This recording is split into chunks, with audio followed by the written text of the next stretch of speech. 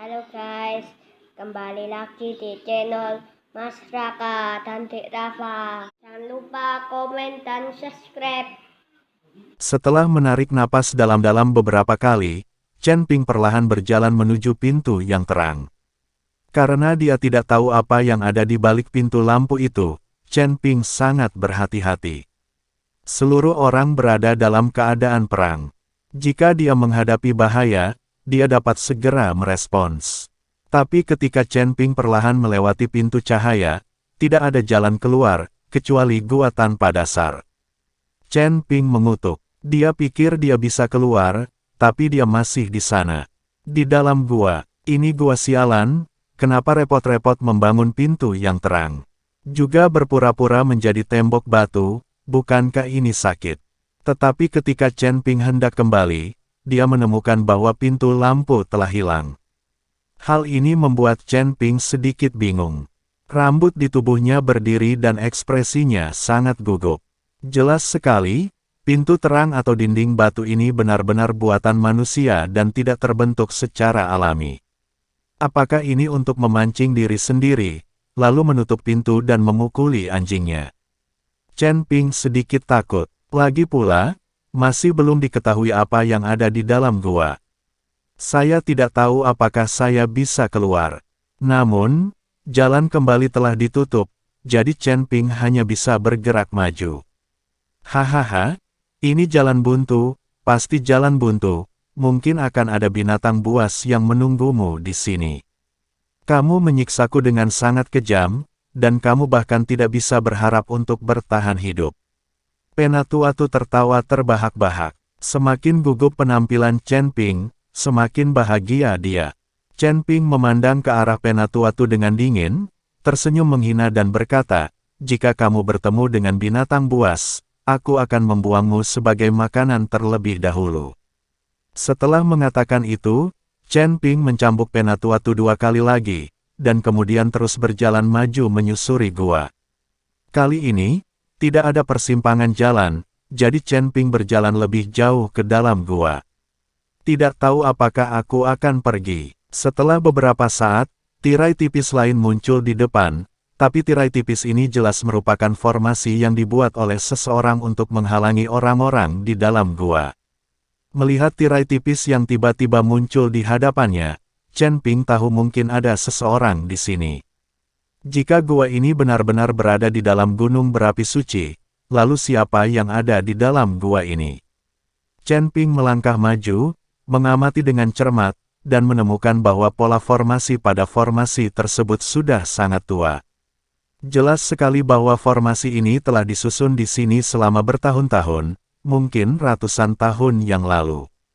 Apakah Anda sudah berada di sini selama ratusan tahun? Anda harus tahu bahwa satu-satunya hal yang dapat digunakan di dalam gua ini adalah filamen api yang sangat halus yang merembes ke dalam, dan tidak ada energi spiritual sama sekali. Jika tidak ada energi spiritual di tempat ini, bagaimana kita bisa berlatih? Saya tidak akan memilih tempat ini untuk retret.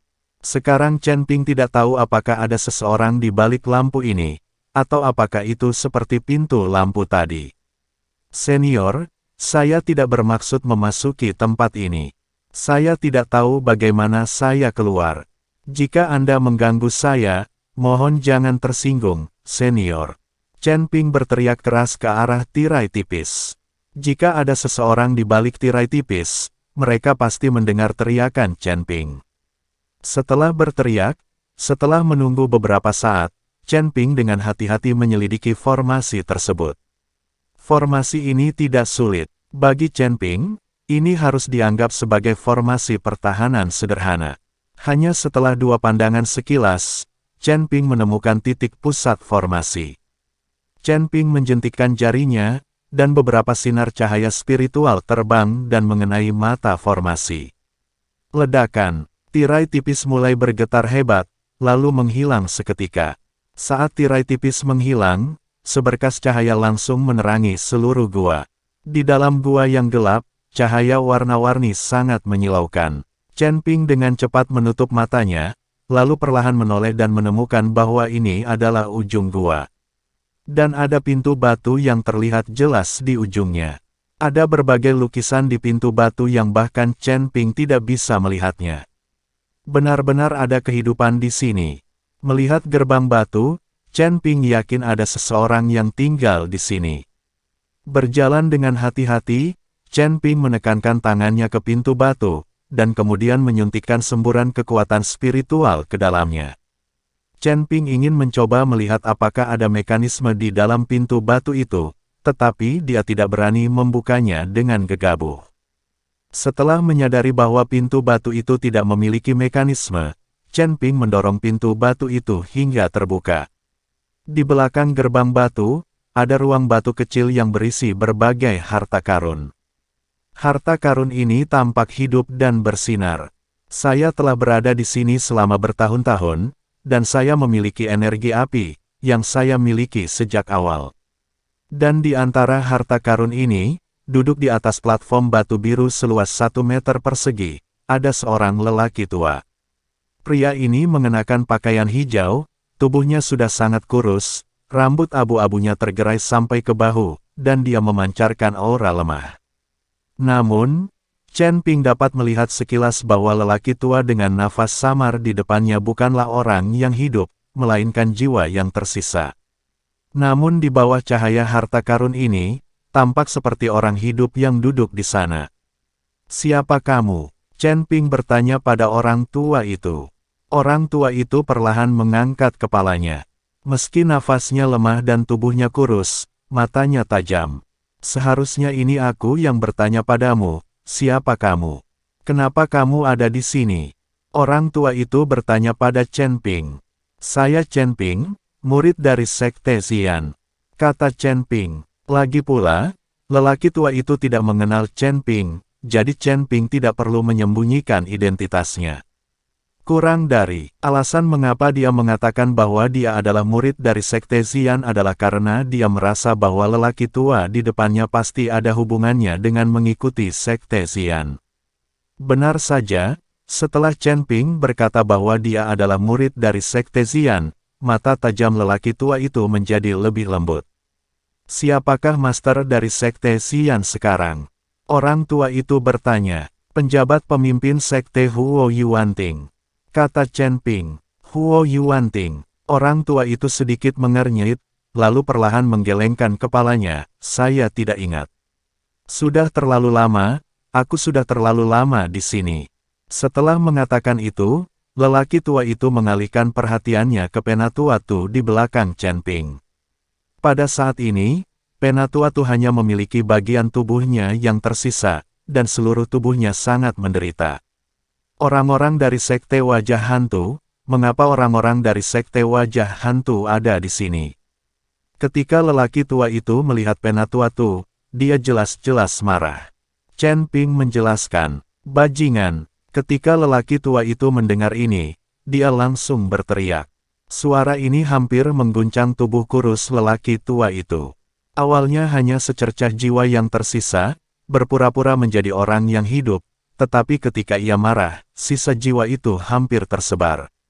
Melihat betapa marahnya lelaki tua itu, Chen Ping buru-buru bertanya, "Senior, saya ingin tahu siapa Anda. Mengapa Anda ada di sini?" "Saya." Orang tua itu terkejut, lalu tertawa sedih, "Saya mendirikan Sekte Xian, dan saya adalah Hong San, pemimpin sekte pertama dari Sekte Xian." Pemimpin sekte pertama. Chen Ping terkejut. Dia tidak menyangka bahwa dia akan bertemu dengan pemimpin sekte pertama dari Sekte Xian di sini. Chen Ping berpikir bahwa lelaki tua ini mungkin adalah pemimpin sekte tertentu dari Sekte Xian, dan dia secara tidak sengaja terlibat dalam celah kekosongan, dan kemudian masuk ke sini. Saya tidak menyangka dia akan menjadi pemimpin sekte pertama. Hanya saja nama pemimpin sekte pertama agak terlalu acak.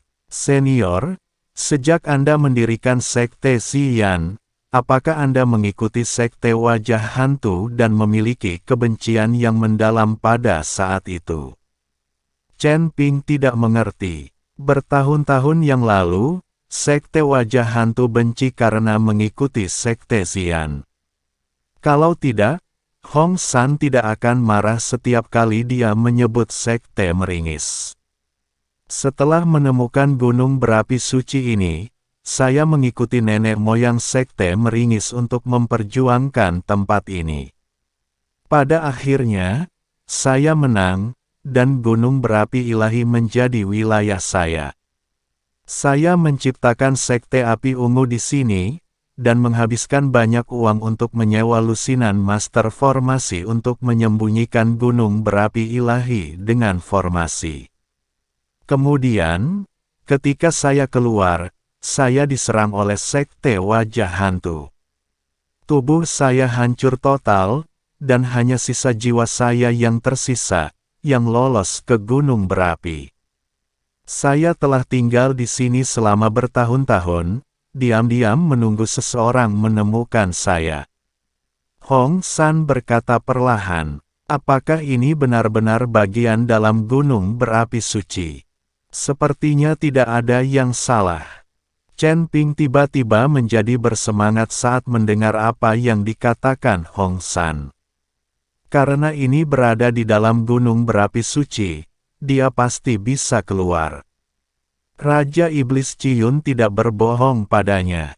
Tidak sulit bagimu untuk pergi dari sini, tapi aku telah menunggu di sini selama bertahun-tahun, dan akhirnya aku menunggu murid dari sekte Xian. Sisa jiwaku ini tidak akan bertahan lama, jadi meskipun aku belum sepenuhnya hilang, aku ingin memberikan semua yang telah aku pelajari sepanjang hidupku. Anda juga seorang murid dari sekte Xian. Setelah Anda mempelajari apa yang telah saya pelajari sepanjang hidup saya, Anda dapat membunuh Huo Yuanting dan menjadi pemimpin sekte Xian.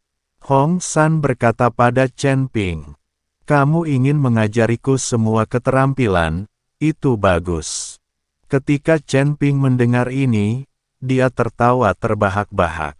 Saya hanya memiliki sisa jiwa yang tersisa sekarang, jadi saya ingin Anda melepaskan lautan kesadaran, biarkan saya memasuki lautan kesadaran Anda, dan menyampaikan kepada Anda hal-hal terpenting dalam hidup saya, tidak hanya keterampilannya, tapi juga pengalamannya. Hong San berkata perlahan, tidak masalah, aku akan segera melepaskan lautan kesadaran. Senior, kamu bisa masuk sesukamu. Setelah Chen Ping selesai berbicara, lautan kesadaran langsung terbuka. Jiwa Hong San langsung memasuki lautan kesadaran Chen Ping. Itu hanya biksu tingkat 4 di alam kesengsaraan. Saya tidak menyangka lautan kesadaran cukup luas. Tapi Anda bodoh dan terlalu mudah mempercayai orang. Jika kamu mengatakan kamu adalah murid dari sekte Xian, apakah aku akan mempercayaimu? Kamu memiliki aura iblis di tubuhmu.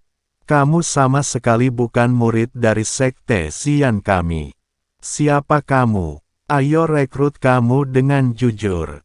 Hong San tampak tegas dan langsung mengendalikan lautan kesadaran Chen Ping dan berkata, kamu telah menjadi jiwa yang tersisa, dan kamu masih dapat mendeteksi energi iblis dalam diriku. Benar-benar kuat, meskipun saya bukan murid sekte Xian, saya tidak berbohong kepada Anda. Saya telah membantu sekte Xian sekarang, kata Chen Ping. Itu tidak masuk akal. Apa menurutmu aku ini anak berusia 3 tahun? Jika kamu tidak mengatakan yang sebenarnya, maka aku akan mengambil alih tubuhmu, atau menghancurkan kesadaranmu, dan menjadikanmu bodoh dan orang yang tidak punya pemikiran. Orang mati berjalan. Hong San mendengus dingin, sama sekali tidak percaya dengan apa yang dikatakan Chen Ping. Wah, apa yang saya katakan tidak salah. Saya hanya mengatakan bahwa orang tua ini melihat bahwa Anda berbohong. Mengapa Anda bersikeras mengatakan bahwa Anda adalah murid dari sekte Xian? Pada saat ini, suara Raja Iblis Ciyun datang dari lautan kesadaran Chen Ping. Hong San tertegun dan dengan cepat melihat sekeliling. Siapa itu? Siapa itu? Apakah ada sisa jiwa lain di lautan kesadaran ini? Seiring dengan lautan kesadaran Chen Ping, cahaya keemasan bersinar, dan kode emas Daluo terungkap. Sosok Raja Iblis Ciyun juga muncul di saat yang sama, dan lautan kesadaran Chen Ping tiba-tiba meluas lebih dari 10 kali lipat. Hong San baru saja melihat luasnya lautan kesadaran Chen Ping, tetapi itu hanya sebagian kecil. Chen Ping tidak melepaskan seluruh lautan kesadaran. Raja Iblis Ciyunlah yang mengingatkan Chen Ping dan meminta Chen Ping melakukan ini. Raja Iblis Ciyun telah lama melihat bahwa Hong San pasti memiliki niat lain ketika dia memasuki Chen Ping.